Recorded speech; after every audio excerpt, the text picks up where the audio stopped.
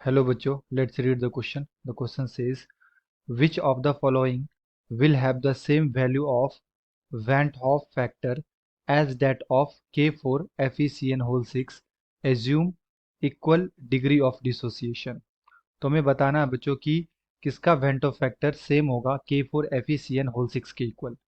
So first of all हम लोग बात करते हैं की concept.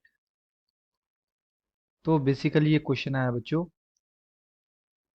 Went half factor. Went half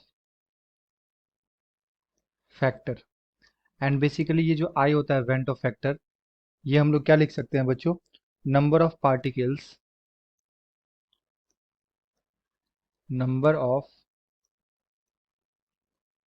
particles after dissociation और association divided by number of particles before dissociation और एसोसिएशन. तो ये हमें आई का वैल्यू देता है बच्चों. एंड हमारे पास दे रखा है K4 FeCN होल 6. तो ये जब ब्रेक करेगा बच्चों, डिसोसिएट करेगा, तो ये किस में ब्रेक करेगा, ये करेगा K पॉजिटिव और साथ में FeCN होल 6. इसके ऊपर क्या आ जाएगा बच्चों, नेगेटिव आ जाएगा.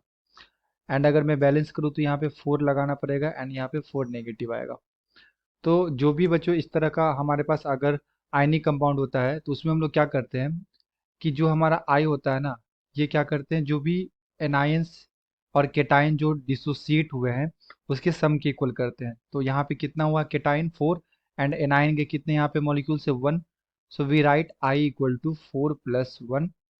तो आई का जो वैल्यू आएगा वेंट ऑफ फैक्टर, ये कितना आ जाएगा, 5 आ जाएगा. तो हमें ये चेक करना है कि कौन से ऑप्शन में वेंट ऑफ फैक्टर आई का वैल्यू 5 आ रहा है. तो अगर मैं फर्स्ट को चेक करूँ बच्चों, तो यहाँ पे हमारे पास है Na2SO4. Na2SO4. तो जब ये डिसोसिएट करेगा तो Na पॉजिटिव और साथ में SO4 2 माइनस. एंड बैलेंस करेंगे तो यहाँ पे 2 लगाना होगा. सो आई इक्वल टू क्या आ गया, केटाइन हमारे पास 2 है, एनाइन कितने हैं, 1 है. So it is equal to 3. I का वैल्यू कितना आ गया बच्चों, 3 आ गया.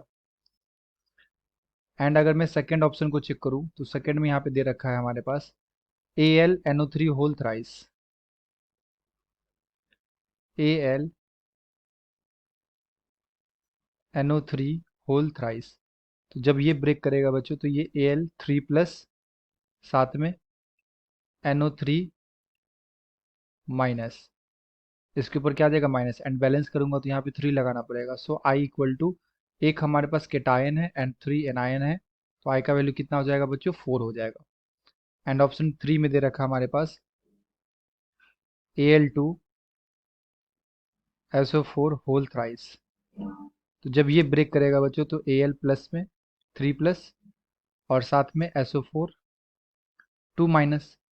तो बैलेंस करने के लिए यहाँ पे 2 एंड यहाँ पे क्या लगाना पड़ेगा बच्चों, 3 लगाना पड़ेगा. तो आई का वैल्यू कितना आएगा हमारे पास, 2 केटायन है एंड 3 एनायन है. सो आई इक्वल टू 5. एंड अगर मैं यहाँ पे ऑप्शन 4 की बात करूँ बच्चों, तो ऑप्शन 4 में दे रखा है K3 FeCN होल 6 या K3 FeCN होल 6. तो जब इसे ब्रेक करूंगा बच्चों तो ये अगेन K प्लस में ब्रेक करेगा और साथ में FeCN होल 6, इसके ऊपर आएगा नेगेटिव. तो यहाँ पे कितने हैं, 3 पोटासियम है तो यहाँ पे 3 लगाना होगा एंड यहाँ पे 3 नेगेटिव. तो अगर मैं आई की बात करूंगा बच्चों तो यहाँ पे 3 केटायन है एंड 1 एनायन है, तो आई का वैल्यू कितना आ जाएगा हमारा, 4 आ जाएगा. और हमें हमसे क्वेश्चन में पूछा जा रहा था कि जो K4 FeCN होल 6 है, इसके लिए जो आई का वैल्यू है वो किसके लिए सेम आएगा. तो यहाँ पे अगर मैं बात करूँ तो ऑप्शन नंबर 3 में सेम आ रहा था बच्चों, 5। आई का वैल्यू कितना आ रहा था, 5। So the appropriate answer is option number 3. I hope you will be understood it well. Best of luck. Thank you.